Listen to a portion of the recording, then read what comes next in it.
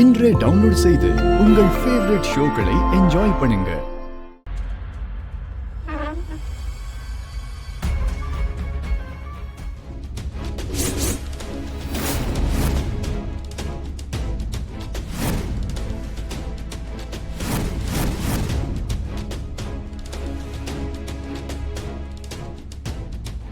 என்ன ரித்திகா, ஏன் எழுந்துட்ட?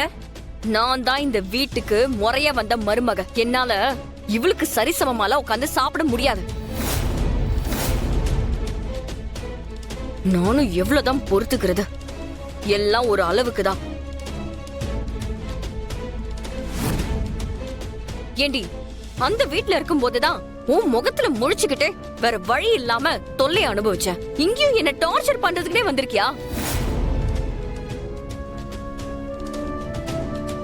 உனக்கு நான் அப்படி என்னடி பாவம் பண்ண? எதுக்கு இப்படி என் கூடவே ஒட்டிக்கிட்டு வந்து என்ன நச்சரிக்கிற? ரித்திகா, வார்த்தையை கொஞ்சம் பார்த்து பேசு. அவங்கள இங்க தங்க வச்சிருக்கிறது நான் தான். என்னதான் இருந்தாலும் அயலி உன்னோட அக்கா. அவளை இப்படி மரியாதை இல்லாமல்லாம் பேசாத. அக்காவா? நான் தான் சொன்னனே, இது நாள் வரைக்கும் இவள நான் அக்காவா பார்த்ததே கிடையாது, மதிச்சதும் கிடையாது.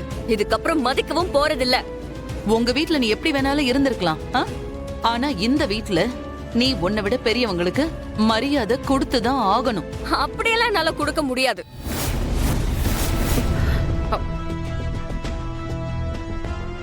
நீங்க என்ன எப்ப பார்த்தாலும் இவ முன்னாடி என்ன அவமானப்படுத்திக்கிட்டே இருக்கீங்க? விருந்தாளியா வந்தா அவளை தலையில தூக்கி வச்சுட்டு ஆடுவீங்க. ஆனா நான் இந்த வீட்டுக்கு வந்த மருமக, என்ன கொஞ்சம் கூட மதிக்கவே மாட்டேங்கிறீங்க.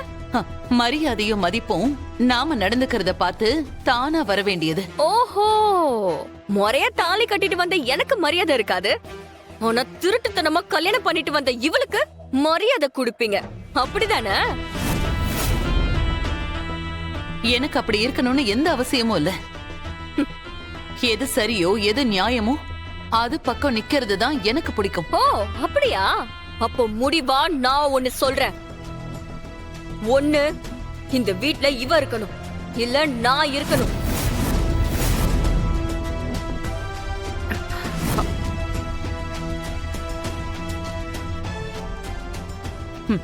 அயலி இந்த வீட்ல தான் இருப்பா, இங்கதான் அவ இருப்பா.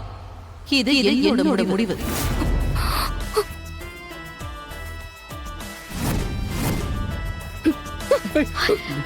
ரித்திகா,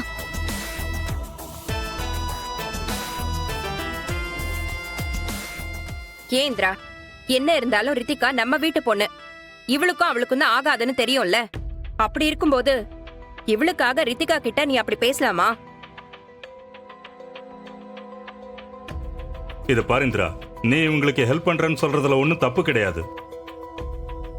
அதுக்கு நம்ம வீட்லயே தான் வச்சு பண்ணணுங்கிற அவசியம் கிடையாது. வெளியில ஏதாவது ஒரு நல்ல இடமா பார்த்து நாமளே ஏற்பாடு பண்ணி கொடுத்துடலாம்ல. இந்த வீட்ல இருந்தா தேவையில்லாம இவங்களுக்கும் அந்த பொண்ணுக்கும் சங்கடமா இருக்கும்ல, இல்லையா?